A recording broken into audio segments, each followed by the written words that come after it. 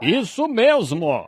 É uma pregação antiquada e rude, mas o salvará, irmão. Isso mesmo. Ela o guardará quando estiver ventando forte nas tempestades. Torne-se enraizado e fundamentado. Tire toda a sujeira antes de despejar o concreto.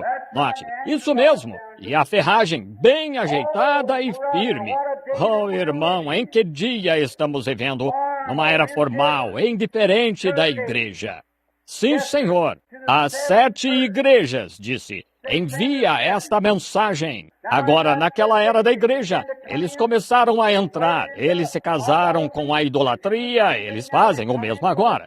Entraram fazendo o mesmo. E a partir disso, entrou o cristianismo formal. Começou a desvanecer-se até chegarmos à última era da igreja. Agora, a igreja moderna, que chamamos de a denominação, nós, povo da santidade, vocês sabem, nós os chamamos de os modernos. E eles vão lá e começam seu reavivamento também. Você diz, eles não estão alcançando. Mas agora, espere aí. Nós, o que temos? Não temos nada. Nada mais do que eles.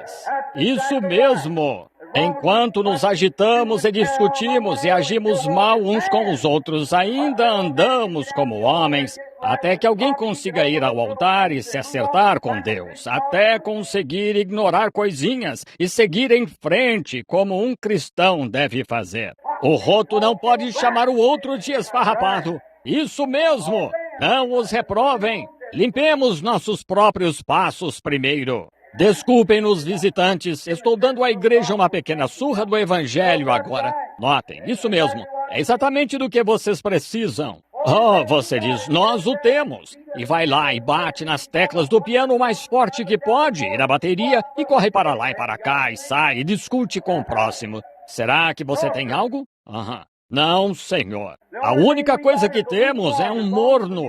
Enquanto a música está tocando, estamos agitando. Quando a música para, nós paramos. Irmão, não chame o outro de algo. Olhemos em volta da nossa própria porta primeiro. Amém. Eu lhes digo, precisamos de um avivamento à antiga, como tínhamos no campo, quando ficavam com o rosto prostrado a noite inteira, não para encenar, mas com verdadeiro arrependimento pio, e não para voltar ao altar e ficar lá, mas sair e acertar com os próximos com quem haviam agido mal, e se endireitar. Você sabe que é isso mesmo. Queima, mas, irmão, ajuda você. Isso mesmo. Você tem de saber disso, meu amigo. Sim, senhor. Morna, essa é uma condição horrível em que a igreja está. Se não vigiarem, o Tabernáculo Branham está quase nessa mesma situação. Ouçam, vocês sabem disso. Tem sido ensinado ano após ano, após ano após ano nesta plataforma, advertindo-vos sobre a vinda destas coisas. Quando a Bíblia disse que haveria um tempo em que iriam do leste ao oeste e do norte ao sul, tentando achar a verdadeira palavra de Deus e não a achariam. É melhor ficarem ancorados onde sabem onde estão. Mas quando um homem nasce de novo, não emocionalmente empolgado, não algum entusiasmo, não por colocar o nome no livro da igreja, não por se unir à maior igreja da cidade, mas quando ele chorou mesmo e implorou com lágrimas nos olhos, até Deus ter perdoado os seus pecados, limpado sua alma de uma vida de pecado e o enchido do Espírito Santo, com tanto amor e piamente, a ponto de devolver aquelas velhas ferramentas e trocar pneus que roubou dos vizinhos, e ir e restituir essas coisas e viver piamente diante das pessoas. Nunca teremos um avivamento neste país até que tenhamos isso. O julgamento começa pela casa de Deus, pela palavra de Deus. Amém. Não por um livro, mas pela Bíblia. Não pelo que alguma igreja ensina em sua teologia, mas pelo que Deus diz. Então você terá um avivamento em que grandes poderes e maravilhas e sinais e milagres e tudo mais acontecerão. Estamos mornos.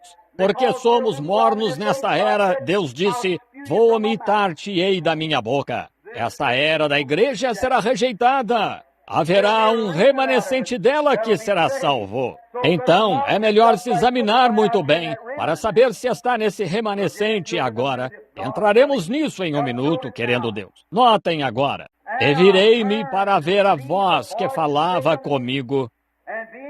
E virando-me, vejam, vi 7 castiçais de ouro, ou candelabros, diz o grego. Agora, essa é a primeira tradução, porque não tinham as velas e tinham o pequeno candelabro. Agora, os 7 castiçais de ouro, como chamamos isso. Agora, no lugar santo, onde os pães da proposição, e muitos de vocês clérigos entendem isso, e vocês aqui no tabernáculo, sendo ensinados com um bom professor aqui, vocês sabem destas coisas. Os 7 castiçais de ouro, tinham pequenas lamparinas em cima que queimavam azeite. Lá em Zacarias, onde ele teve a visão, creio que foi, e viu a oliveira brava e a oliveira cultivada. O judeu e o gentio, bem antes da dispensação dos gentios, tinham incensários de ouro, e estes 2 incensários de ouro se conectavam com este castiçal aqui, que fornecia azeite para todas as lâmpadas. E ele não conseguia entender como era isso. A oliveira brava e a oliveira cultivada. E a oliveira cultivada, naturalmente, foi cortada e a oliveira brava foi enxertada nela. E esse azeite para a lâmpada, azeite, representa o Espírito Santo, sempre. Entraremos nisso, na marcação das pessoas, sexta-feira à noite. Notem, mas este azeite representa o Espírito Santo.